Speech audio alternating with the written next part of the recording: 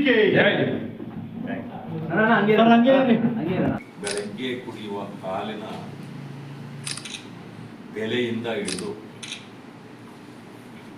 ಕೆಲವರು ರಾತ್ರಿ ಕುಡಿಯುವ ಆಲ್ಕೋಹಾಲಿನ ಬೆಲೆಯವರೆಗೆ ಯಾವುದನ್ನೂ ಬಿಟ್ಟಿಲ್ಲ, ಎಲ್ಲವನ್ನೂ ಹೆಚ್ಚಿಸಿದ್ದಾರೆ.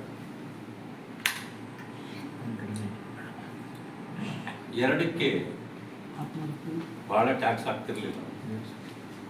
ಯಾವುದಕ್ಕೆ ಅಂತಂದ್ರೆ ಪ್ರಕೃತಿಯಲ್ಲಿ ಸಿಗುವ ನೀರಿಗೆ ಮತ್ತು ಮನೆ ಮಠಗಳಲ್ಲಿ ಉತ್ಪಾದನೆಯಾಗುವ ಕಸಕ್ಕೆ. ಈ ಸರ್ಕಾರ ನೀರಿಗೂ ಕಸ ಹಾಕೋದಕ್ಕೂ ಎಲ್ಲಕ್ಕೂ ಆಯ್ತು. ಪಾರ್ಕಿಂಗಿಗೂ ಅದಕ್ಕೂ ಹಣ ಕಟ್ಟಬೇಕು. ಬಹುಶಃ ಇನ್ನೊಂದು ಈ ಸರ್ಕಾರ ಏನಾದರೂ ಇನ್ನು ಹೀಗೆ ಮುಂದುವರೆದ್ರೆ,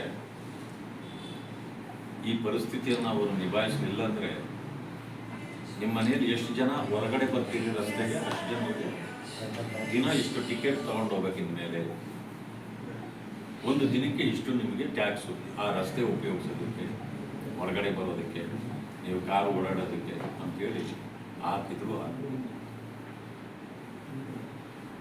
ದವಸ ಧಾನ್ಯಗಳ ಬೆಲೆ ನೋಡಿ. ಆದರೆ ರೈತರು ಬೆಳೆಗಳಿಗೆ ಬೆಲೆ ಏರುವುದೇ ಇಲ್ಲ. ಹಾಲಿನ ಬೆಲೆ ಏರಿಸ್ತೀವಿ ಅಂತ 3 ಸಾರಿ ಏರಿಸಿದ್ರು. ಅದು ರೈತರು ಕೊಡ್ತೀವಿ ಅಂದ್ರು, ಇದುವರೆಗೂ ಕೊಟ್ಟಿದ್ದಿಲ್ಲ. ಹೀಗೆ ಎಲ್ಲದರ ಬೆಲೆಗಳನ್ನ ಏರಿಸ್ತಾ ಹೋಗ್ತು. 20-25 ಸಣ್ಣ ಪುಟ್ಟ ಇರೋಲ್ಲ ಒಂದೇ ಆದಾಗ ಗೊಂದಲ ಕಡಿಮೆ ಆಗ್ತದೆ. ಅದೇ ಛಲವಾದಿ ಅಥವಾ ವಲಯ ಅಂತಕ್ಕಂಥವ್ರು ಅವರು ಒಂದೇ ಹೆಸರು ಬರ್ಕೊಂಡು ಮಾಡ್ಲಿ, ಬೋವಿ ಅಂತಕ್ಕಂಥವ್ರು ಒಂದೇ ಮಾಡ್ಲಿ, ಲಂಬಾಣಿ ಅನ್ನೋರು ಒಂದೇ ಮಾಡ್ಲಿ. ಯಾವಾಗೇನಾಗುತ್ತೆ, 101 ಜಾತಿ ಇರೋದು ಅಟ್ಲೀಸ್ಟ್ 4-5 ಆಗ್ತದೆ, ಗೊಂದಲ ಸೃಷ್ಟಿ ಆಗಲ್ಲ. ಸರ್ಕಾರಕ್ಕೂ ಪ್ರಾಬ್ಲಮ್ ಆಗಲ್ಲ. ಇಲ್ಲ ಅಂತಂದ್ರೆ ಏನಾಗುತ್ತೆ, ದೊಡ್ಡ ಜಾತಿ ಅಂತ ಅನ್ಕೊಂಡು ನಾವು ಜಾಸ್ತಿ ರಿಸರ್ವೇಶನ್ ಇವ್ರಿಗೆ ಹೋಗ್ಬಿಟ್ರೆ ಸಣ್ಣ ಪುಟ್ಟ ಜಾತಿಗಳು ಏನು ಮಾಡ್ಬೇಕು, 5,000, 10,000, 12,000, 15,000 ಇರೋರು ಅವ್ರ ಲೆಕ್ಕಕ್ಕೆ ಬರಲ್ಲ.